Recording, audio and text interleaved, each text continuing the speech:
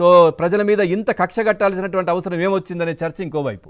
So దీనికి సంబంధించి మనం చర్చలోకి వెళ్దాం. చర్చలో పాల్గొంటున్నారు టీడీపీ లీడర్ మేడా విజయశేఖర్ రెడ్డి గారు. విజయ్ గారు నమస్కారం. అట్లాగే ఇటు విద్యార్థి జేఏసీ కన్వీనర్ సిద్దిక్, నిరుద్యోగ జేఏసీ కన్వీనర్ సిద్దిక్ గారు ఉన్నారు. సిద్దిక్ గారు నమస్కారం. సో మరి కాసేపట్లో Congress party senior leader S K Baji గారు కూడా జాయిన్ అవుతారు. ముందుగా ఈ ఏదైతే నిరుద్యోగ జేఏసీ కన్వీనర్ సిద్దిక్ గారితో మాట్లాడదాం. సిద్దిక్ గారు ఏం చెప్తారు? నిజంగా రాష్ట్రంలో నిరుద్యోగులు, మరి జగన్మోహన్ రెడ్డి గారు ఒక్క నోటిఫికేషన్ ఇవ్వకపోవడంతో ఎంతమంది నిరుద్యోగులు తయారయ్యారో తెలుసు. సో ఇప్పుడు ఈ డిఎస్సికి సంబంధించి ఏదో హడావిడి చేసే ప్రయత్నం చేస్తున్నారు, అందరూ రోడ్ల మీదకి వస్తున్నారు, యువజన విభాగం నేతలు, వైసీపీకి సంబంధించింది అనేది ఎట్లా చూస్తారు ఈ అంశాన్ని? సార్, కూటమి ప్రభుత్వం అధికారంలోకి వచ్చిన తర్వాత మొట్టమొదటి హామీ మెగా డిఎస్సి మీద ముఖ్యమంత్రి గారు సంతకం చేశారు. చాలా పకడ్బందీగా విద్యాశాఖ మంత్రి నారా లోకేష్ గారి నాయకత్వంలో 16,347 ఉద్యోగాలకు భర్తీ చేశారు. ఇది పూర్తిగా ఆన్లైన్ పద్ధతిలో టీసీఎస్ అనే ఒక సంస్థ ద్వారా ఆన్లైన్ పద్ధతిలో టీచర్ పోస్టుల నియామక ప్రక్రియ అనేది పూర్తయింది. ఇక్కడ వైఎస్ఆర్ కాంగ్రెస్ పార్టీకి సంబంధించిన నాయకులు ర్యాలీలు నిర్వహించారు. ఆ ర్యాలీలలో పూర్తిగా వైఎస్ఆర్ కాంగ్రెస్ పార్టీకి సంబంధించినటువంటి కురవృద్ధులు మాత్రమే పాల్గొన్నారు.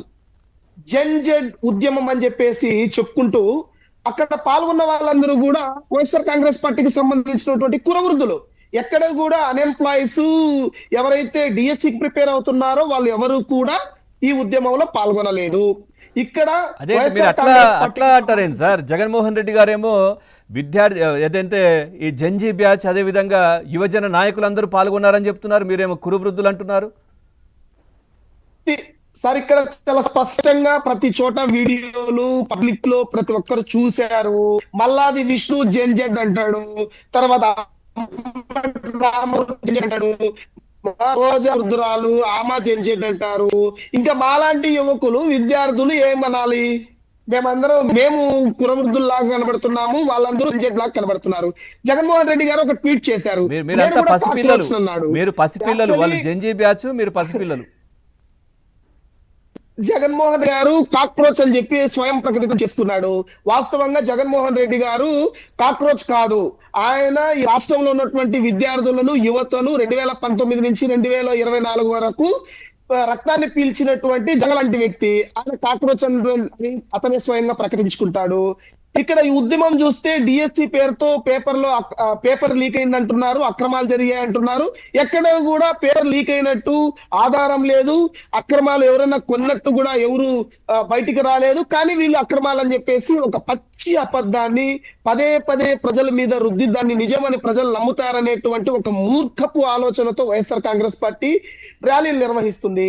వాళ్ళు ర్యాలీలో పాల్గొంటే ఎవరన్నా ఒక డిఎస్సి క్యాండిడేట్ ఎవరన్నా పాల్గొన్నాడా అండి? ఎవరైనా ఒక్కరిని నిరూపించగలరా, చూపించగలరా? మీరు కేవలం జెడ్ అని చెప్పుకుంటున్నటువంటి మల్లాది విష్ణు ఒక పక్క, రోజా గారు, పేర్లారి గారు, అంబటి రాంబాబు గారు, ఇట్లాంటి వాళ్ళు నిర్వహిస్తారంటే అర్థం లేకుండా వాళ్ళు డిఎస్సి మాట్లాడుతున్నారు. కనీసం జ్ఞానం ఉందా అండి వాళ్ళకు? డిఎస్సి అంటే ఏంటో తెలుసా వాళ్ళకు? ఎలా రిక్రూట్మెంట్ జరుగుతుందో వాళ్ళకు తెలుసా అండి? తెలియకుండా లేనిపోని ఆరోపణలు చేస్తూ మెగా డిఎస్సి కూటమి ప్రభుత్వంలో బంపర్ హిట్ అయింది. 16,347 టీచర్ ఉద్యోగాలను ఒకే విడతలో భర్తీ చేశారు. 150 రోజుల్లో భర్తీ చేశారు.